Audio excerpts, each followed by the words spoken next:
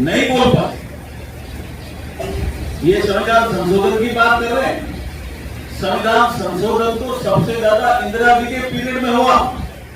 संविधान की आत्मा को कुचला। एक ऐसा अमेंडमेंट किया उन्होंने,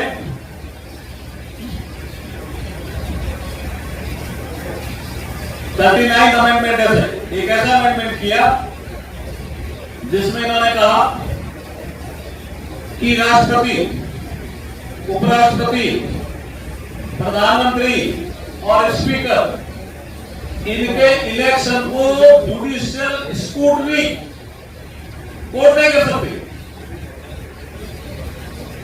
इसको बोलते हैं संविधान बदलना। राष्ट्रपति, उपराष्ट्रपति,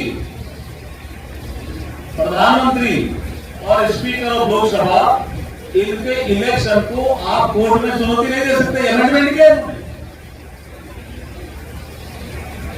संविधान की प्रस्तावना में समाजवाद और धर्मनिरपेक्षता शब्द संविधान निर्माताओं ने नहीं डाले थे। इन्होंने अमेंडमेंट करके प्रीएम्बल को भी बदला, प्रस्तावना को भी बदला। और एक चीज और बड़ी की इन्होंने, क्योंकि लंबे समय हो गया तो वो भूल जाते हैं। हमारे लोकसभा में जो हमारा टेन्यूर होता है, अवधि, वो 5 साल की है। इन्होंने अमेंडमेंट करके 6 साल किया। इसको बोलते हैं संविधान बदलना। और संविधान की आत्मा को भी कुचल दिया, क्योंकि संविधान की आत्मा क्या था। तो जब डिबेट हो रही थी कॉन्स्टिट्यूशन असेंबली में, तो बाबा साहब डॉक्टर बी.आर. अम्बेडकर से पूछा गया कि अगर आप संविधान की आत्मा किसी अनुच्छेद को कहेंगे, किसी चैप्टर को कहेंगे, तो किसको कहेंगे? तो बाबा साहब ने कहा था कि आर्टिकल 32 जो जुडिशियल रिव्यू का अधिकार देती है हमारे संविधान में न्यायपालिका को, वो हमारी संविधान की आत्मा है। तो उन्होंने बाबा साहब का भी अपमान किया संविधान बदल करके, आत्मा को टुकड़ दी। और जुडिशियल स्क्रूटनी से बाहर कर दी। तो ये कांग्रेस की एक फितरत है, उनके मन में था, बैकअप माइंड में था कहीं राहुल गांधी जी के, इसलिए उन्होंने वहां बाहर जाके बोला कि हम अवसर आने पर रिजर्वेशन को समाप्त कर देंगे।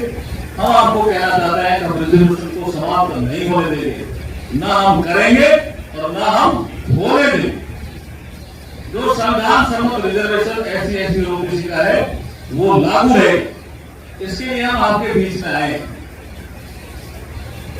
ये हमारी मूल एक भूमिका थी जो मैंने रखी।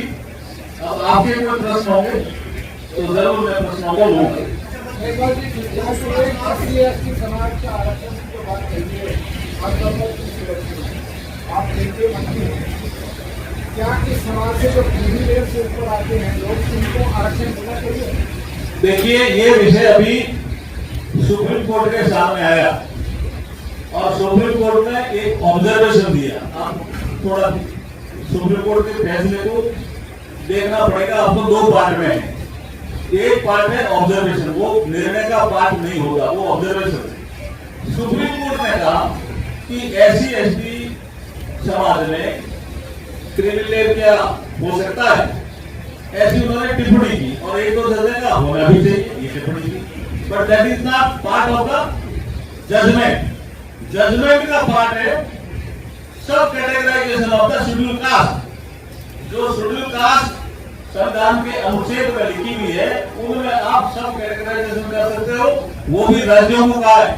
इसलिए क्रिमिनल के लिए जब ये भ्रांतियां फिर कांग्रेस वाले फैला रहे थे, तो नरेंद्र मोदी जी के नेतृत्व में कैबिनेट की बैठक हुई और उसमें फैसला हुआ कि SC और ST में क्रिमिनल लागू नहीं होगा।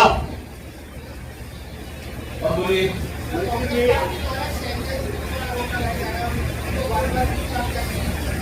देखिए, दलितों का अपमान करने की कांग्रेस की पुरानी परंपरा रही। आप जगजीत राम जी को भी देख लीजिए, वो तो बड़े नेता थे ना कांग्रेस के, कितना अपमान किया, छोड़ा उन्होंने पार्टी। शैलजा जी कांग्रेस की नेता, दलित समाज से आती है, किसी भी नेता का हम अपमान बर्दाश्त नहीं करते। ये भारतीय जनता पार्टी की परंपरा है जिसमें अपशब्द बोले जाते हैं। यहाँ हुड्डा जी के कुछ समर्थकों ने शैलजा जी पर जातिगत अपशब्द बोले हैं, वो कतई मान्य नहीं है जी। ना हरियाणा की जनता इसको माफ करेगी। चुनाव को हम बहुत गंभीरता से लेते हैं और जो फेक नैरेटिव के आधार पर वो चुनाव उत्तर प्रदेश में भी कुछ सीटें जीत गए थे, मैंने अभी कहा कि काठ की हांडी बार बार नहीं चढ़ती, एक ही बार चढ़ती।